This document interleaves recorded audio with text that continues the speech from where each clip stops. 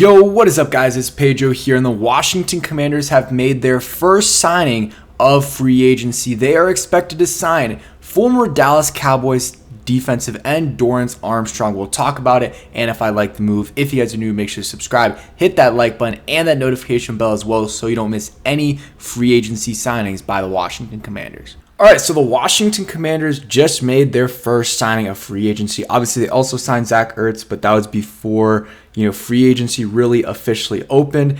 And Dorance Armstrong was a guy that a lot of people had the Commanders signing because of his ties with Dan Quinn. And we don't know the details yet of the signing, but we do know that the Commanders plan to sign defensive end Dorance Armstrong, and it can't be official until Wednesday. So this is when the legal tampering period technically opens, even though we know these agents, players are talking with teams much earlier than that. But we'll get it official on Wednesday, but I'm sure in the next, few minutes, next hours or so, we'll find out what the deal is. What I will say is just be careful when you hear the deal originally. That's the agents reporting it to the reporters, so it's going to look really good for the player, but in reality, it still might be good for the player, but it's not going to be as good as it really looks. You'll see what the actual cap hits are a little bit later. Some information about Dorance Armstrong, because I like this signing. I think we all know a lot about him because we kind of wanted the Commanders to sign him, but we kind of knew that it would be a strong possibility. I made a video about it, or about 5 sleepers that I would like the Commanders to sign. He was one of them. Not a huge sleeper, but definitely not a super big name guy. So you look at his stats, had 7.5 sacks this past year, 27 years old, so not super young, but still, relatively young. Only played 42% of the snaps. So that's very good considering he got 7.5 sacks. So if he played like 80% of the snaps, like he probably will here, or maybe a little bit less, he would be on pace. Let's say he's playing like 77% of the snaps. He's getting you 14 sacks. And I mean, I'll take that. I'm not saying he's gonna get us 14 sacks, but I would take double-digit sacks for Dorance Armstrong. He's definitely going to be our starter. Obviously, very familiar with Dan Quinn. And I saw someone, I think it was Burgundy Blogger, someone said on Twitter, it's almost like a re-sign. Obviously, he didn't play with the Commanders, but he played with Dan Quinn in Dallas. He knows what to expect from Dan Quinn, from the defensive coordinator, Joe Witt.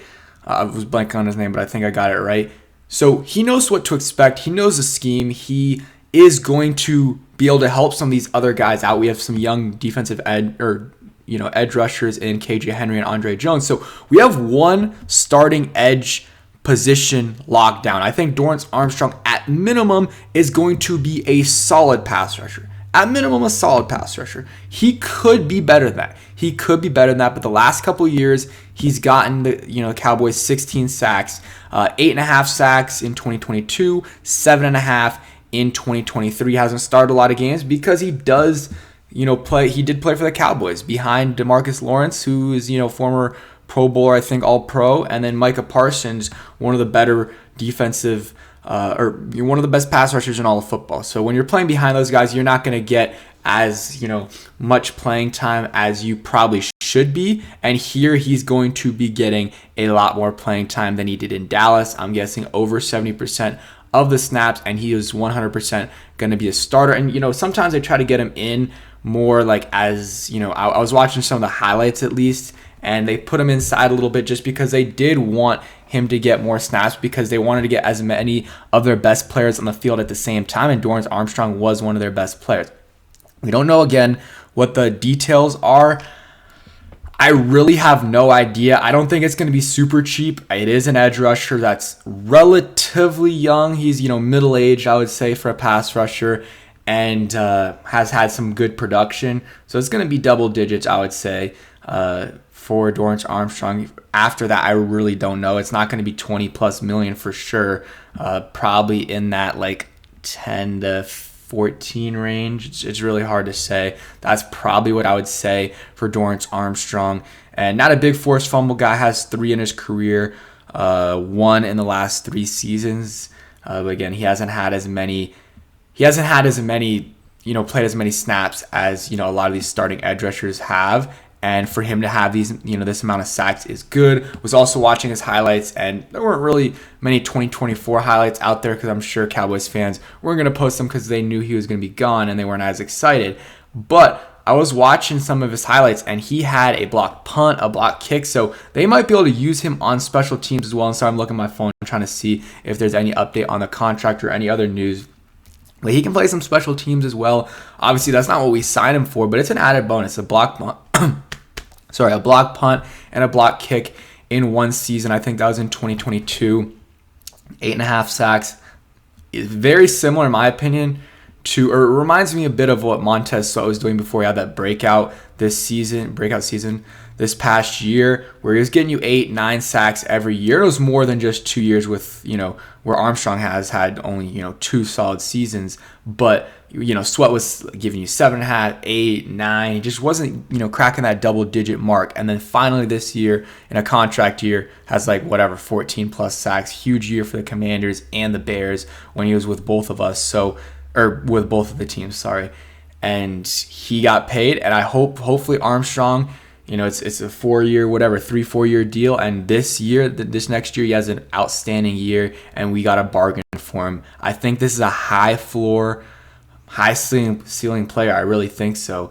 Again, we know what he's done the last couple years. If he does that, that's fine. Would like more for sure, and maybe if we're paying him a lot of money, that changes my opinion on what I'm expecting from him. I mean, that definitely will change my opinion on what I'm expecting from him.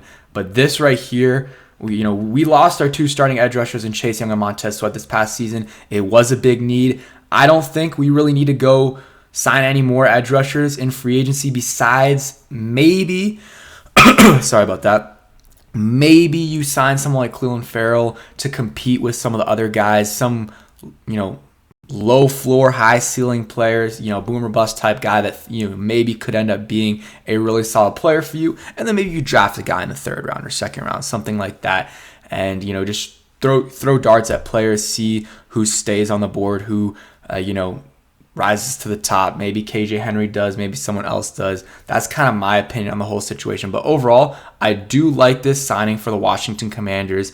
And John Keim just said, look for Jordan Lewis in Washington. Not saying it's going to happen, but he's saying to watch out for him. So that's another guy to watch out for. Might make a Kendall Fuller video later as well, because it looks like he will not be back in Washington. So thanks for watching. Hope you guys enjoyed, and peace.